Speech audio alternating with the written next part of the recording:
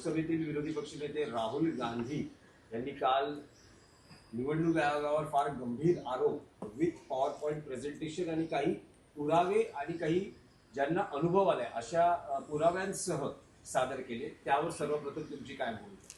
मग राहुल गांधी हे लोकसभेचे विरोधी पक्षनेते आहेत. लोकसभेचे विरोधी पक्षनेता हे एक घटनात्मक संविधानिक पद आहे. राहुल गांधी यांच्यामध्ये हिंमत आहे जी आमच्या प्रधानमंत्र्यात नाही, की एकाच वेळेला शेकडो पत्रकारांसमोर आपली भूमिका मांडण्याची त्यांच्यामध्ये हिंमत आहे. मोदींना काल 75 वर्ष झाली, पण अजूनपर्यंत गेल्या 11 वर्षात त्यांनी एकही पत्रकार परिषद घेतली नाही. पण जे राहुल गांधींवर टीका करतात त्यांनी हे लक्षात घेतलं पाहिजे, राहुल गांधी यांनी सातत्यानं पत्रकार परिषदा घेऊन आपली भूमिका मांडली आहे. गेल्या काही काळापासून ते निवडणूक आयोगातला भ्रष्टाचार, निवडणूक आयोगातले घोटाळे, मतचोरी ह्याच्यावर बोलतात. आणि काल त्यांची ही दुसरी पत्रकार परिषद होती, त्यात त्यांनी पुरावे दिले आहेत की कशा प्रकारे मतं डिलीट केली जातात एका विशिष्ट समाजाची. जिथे काँग्रेस किंवा भाजपा विरोधक जिंकू शकतात तिथे मतदार यादीतून बोगस फोनवरून, बोगस नंबरवरून, वेगळ्या वेगळ्या राज्यातून मतदार यादीतून शेकडो हजारो नावं डिलीट केली. महाराष्ट्रातला राजुरी मतदारसंघ असेल किंवा कर्नाटकातला आळंद मतदारसंघ असेल, त्यांनी पुरावेच दिले. आता ह्या पुराव्यावर खरं म्हणजे भारतीय जनता पक्षाची बोलती बंद व्हायला पाहिजे. पण भारतीय जनता पक्ष हा कोडगा पक्ष आहे, कारण त्यांचं संपूर्ण राजकारण हे अशा प्रकारचे घोटाळे, चोऱ्या माऱ्या ह्यांच्यावरच टिकून आहे. त्याच्यामुळे राहुल गांधी यांना अजून हायड्रोजन बॉम्ब जो टाकलेला नाही आहे. त्यांनी काल एक सहज पत्रकार परिषद घेतली. हायड्रोजन बॉम्ब जेव्हा टाकला जाईल तेव्हा वाराणसीसह देशामध्ये हादरे बसतील. निवडणूक आयोगाने हे सगळे आरोप फेटाळले. भाजप नेत्यांचं प्रत्युत्तर असं आहे की राहुल गांधींचं डोकं फिरवलं. एक लक्षात घ्या, निवडणूक आयोग म्हणजे भारतीय जनता पक्षाचे कार्यकर्ते आहेत. म्हणजे आपल्या मुंबईत जसे त्यांचे काही कार्यकर्ते आहेत, नवीन नवीन लोक आणत असतात बोलायला, किंवा दिल्लीमध्ये, तसं भारतीय जनता पक्षानं निवडणूक आयोगात त्यांचे प्रवक्ते ठेवलेले आहेत. भारतीय जनता पक्षाला यात पडण्याचं कारण नाही. राहुल गांधींनी निवडणूक आयोगाला प्रश्न उपस्थित केले आणि निवडणूक आयोग सध्या भारतीय जनता पक्षाच्या प्रवक्त्याप्रमाणे काम करतं, हे काय सगळ्यांना माहिती आहे. उद्या कदाचित निवडणूक आयोगाच्या वतीनं गौतम अडाणी प्रवक्ते म्हणून बोलायला समोर येतील. आश्चर्य वाटायला नको. रावसाहेब, गौतम अडाणींचा जर तुम्ही विषय काढला तर हिंडेनबर्ग प्रकरणामध्ये सेबीनं गौतम अडाणींना क्लीन चिट दिली आहे. ते म्हणतात काही आरोप त्यांच्यावर सिद्ध झाले नाही आणि त्यावर गौतम अडाणी याच्यावरती सत्यमेव जयते. नाही, ते सत्यमेव जयते गौतम अडाणी बोलायला लागले तर संविधानातील सत्यमेव जयतेची व्याख्या बदलावी लागेल, एवढंच मी सांगेन. बोलिये रावसाहेब, आणखी काही राज्यातले विषय आहेत. काल तुम्ही आनंद दिघे यांच्या बाबतीत जी काही भूमिका किंवा जी विधानं केली त्याबद्दल ठाण्यात किंवा शिंदे समर्थकांमध्ये प्रचंड नाराजी आहे, तुमच्यावर प्रचंड टीका झालेली आहे. सगळ्यात आधी कोणाचीही नाराजी नाही. ठाण्यात नाराजी म्हणजे ठाणे यांच्या बापाचं आहे का? ठाणे शिवसेनेचं आहे, बाळासाहेब ठाकरेंचं आणि आनंद दिघे यांच्या शिवसेनेचं, यांच्या शिवसेनेचं नाही. मी अत्यंत जबाबदारीनं कालचं विधान केलं आहे आणि त्याच्यामुळे ज्यांना मिरच्या लागायच्या आहेत त्या लागलेल्या आहेत. तुम्ही आनंद दिघे साहेबांचा फोटो हा मोदीपेक्षा मोठा घ्या ना. हा मोदीला मोठं ठरवून किंवा बाळासाहेब ठाकरेंना छोटं ठरवून तुम्ही जे काय करताय ही भारतीय जनता पक्षाची एक रणनीती आहे. बाळासाहेब ठाकरेंचं नेतृत्व खुजं करायचं या महाराष्ट्रात आणि देशामध्ये. एक लक्षात घेतलं पाहिजे, काल ज्यांनी माझा निषेध केला मी त्यांचं स्वागत करतो. हे कोण आहेत? हे सगळे गद्दार आहेत. हे सगळे एक नंबरचे शिवसेनेतून बाहेर पडलेले गद्दार आहेत. गद्दाराने निष्ठावंत, देशभक्त आणि महाराष्ट्र धर्माचं पालन करणाऱ्या धर्मवीर आनंद दिघे यांचं नाव घ्यायचं त्यांना अधिकार नाही. बाकी सोडूनच द्या, हे त्यांच्या नावाचं राजकारण करतात. आनंद दिघ्यांनी आमच्या कधी शिवसेना विकली नाही. व्यापाऱ्यांना, बिल्डरांना, शहा मोदी यांच्यासारख्या राजकीय व्यापाऱ्यांच्या पायावर आनंद दिघ्यांनी कधी शिवसेना ठेवली नाही. आनंद दिघ्यांवरती अनेक संकट आली, त्यांना टाळाही लावला, म्हणून ते शेपूट घालून त्यांनी पक्षांतर केलं नाही. गांडूसारखं हे जे स्वतःला दिघ्यांचे शिष्य वगैरे समजतात ना, त्यांनी कधीही आनंद दिघे साहेबांनी, त्यांच्याने आमचे सगळ्यांचे संबंध होते चांगले. हे कालची पोरं आहेत सगळी, हां, हे बाहेर उभे राहणारे रस्त्यावरची पोरं आहेत सगळी ही, जे आता काल आले ना, हे टेमेनेकाच्या बाहेर टपोरी करणारे सगळे पोरं आहेत. त्यांना आतमध्ये प्रवेश नव्हता. आनंद दिघे हे ठाकरे परिवारातले आणि शिवसेना परिवारातले एक महत्त्वाचे सदस्य आणि घटक होते. ठाकरे परिवाराचा आदेश त्यांनी कधी मोडला नाही. मग ते शिवसेना प्रमुख बाळासाहेब ठाकरे असतील किंवा जेव्हा कार्याध्यक्ष झाले उद्धवजी, त्यानंतर उद्धव ठाकरे असतील, त्यांनी सातत्यानं मातोश्रीशी आपली निष्ठा कायम ठेवली.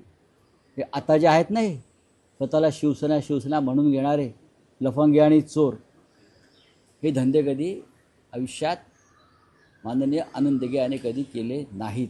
राऊतसाहेब, तुम्ही टाळाचा उल्लेख केला. जे तुमच्यावर आता टीका करतात किंवा तुमचा निषेध करतायत, ते म्हणतात की राऊत यांच्या मुलाखतीनंच दिघे साहेबांना पण असं कधी आनंद दिघे साहेबांनी म्हटल्याचं माझ्या लक्षात नाही आहे की संजय राऊतांमुळे मला त्रास झाला. अजिबात नाही. आम्ही त्यांना तुरुंगात भेटायला जात होतो सातत्यानं. सुटल्यावरती ते माझ्या इथे घरी आले होते. राजकारण ह्यांना कळत नाही. त्याच अटकेनं आनंद दिघे धर्मवीर झाले. हे काल जी पोरं टोरं आले होते ना, आनंद दिघे यांच्या ज्या आनंद आश्रमात हे लोक बसत आहेत, तो कोणी कोणाच्या नावावर करून घेतलं आहे ती प्रॉपर्टी, याचा तपास करा. आनंद दिघे साहेबांच्या वेळेला तो एक ट्रस्ट होता. दिघे साहेब तिथून काम करायचे आणि आज ती प्रॉपर्टी म्हणून कोणी कोणाच्या नावावर करून घेतलेली आहे, धमक्या आणि दहशत निर्माण करून. हे मी सांगेन, दिघे साहेबांनी असे उद्योग कधीच केले नाही. दिघे साहेब हे व्यापारी नव्हते. त्यांनी शिवसेनेचा व्यापार केला नाही आणि त्यांनी कधीही कोणत्याही पदासाठी मातोश्रीवरती मला स्वतःला काही पद पाहिजे, मला मुख्यमंत्री व्हायचं आहे, मला मंत्री व्हायचं आहे, मला नेता व्हायचं आहे, अशी कधीच मागणी केली नाही. ठाणेसारख्या जिल्ह्याचे ते एक सर्वोत्कृष्ट जिल्हाप्रमुख म्हणून त्यांनी काम केलं आणि ते महाराष्ट्रातले एक आदर्श जिल्हाप्रमुख असल्याचं बाळासाहेब ठाकरे वारंवार आपल्या भाषणात सांगत होते. जेव्हा दिघे साहेब होते, तो काळ वेगळा होता.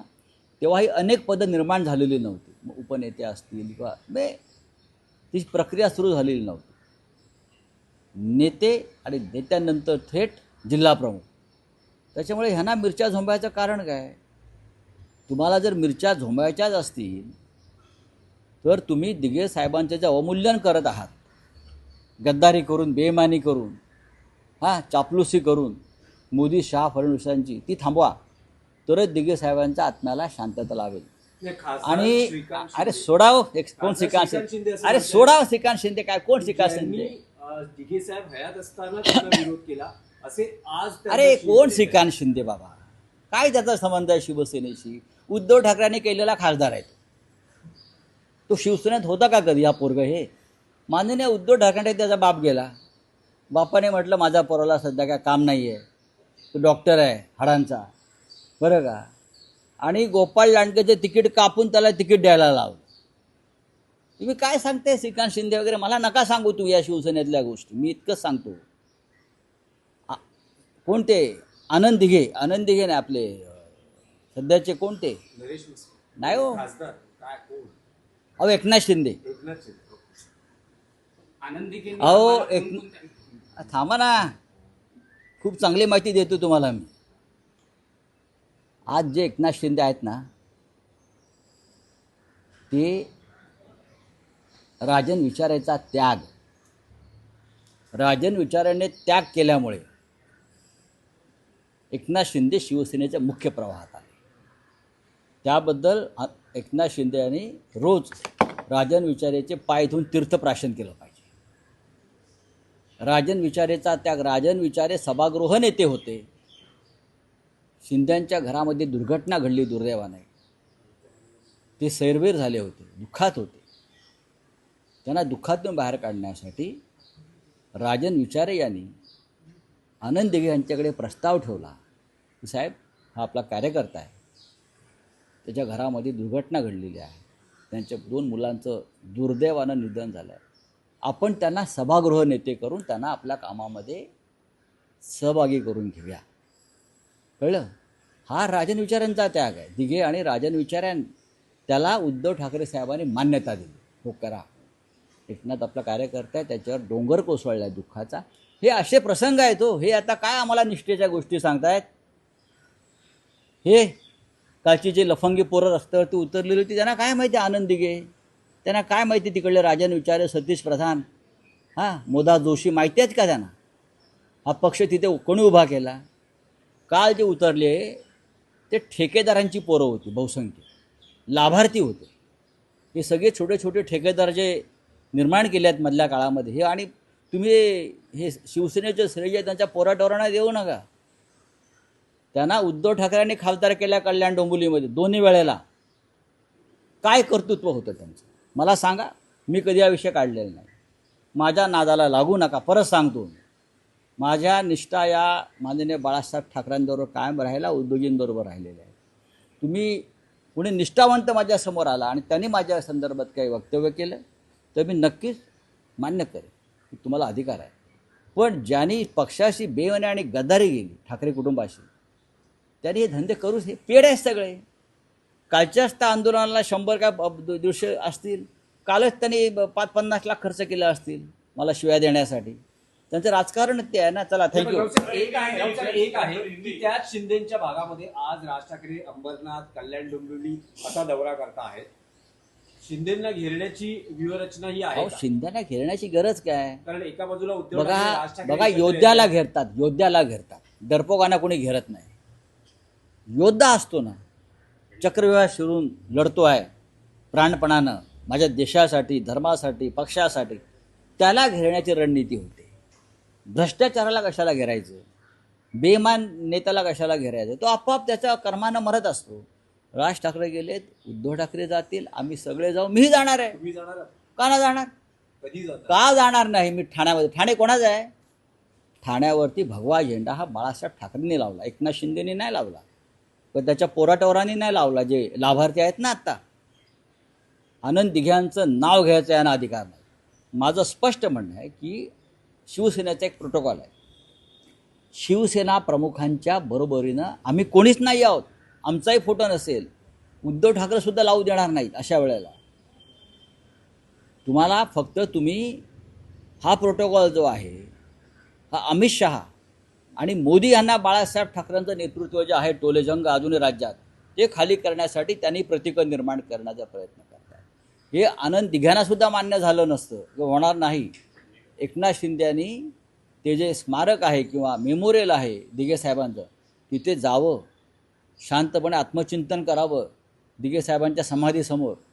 त्यांना जर त्यातून दिघे साहेबांनी का साक्षात्कार दिला तर त्यांना कळेल की आपण किती मोठी चूक केलेली आहे ती.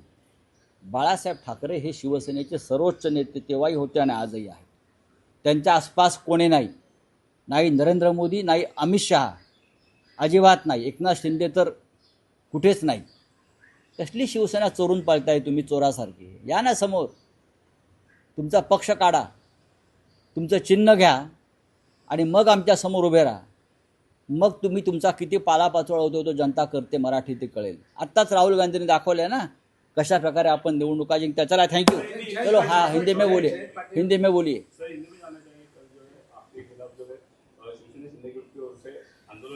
अरे वो चोर लफंगे लोग हैं. वो शिंदे गट क्या है? वो अमित शाह की सिस्टर कंपनी है, छोटी कंपनी है. ATM मशीन है अमित शाह की मुंबई की. ये शिंदे की जो सेना है, ये देश के गृह मंत्री अमित शाह, उनकी ATM मशीन है मुंबई में और ठाणे में.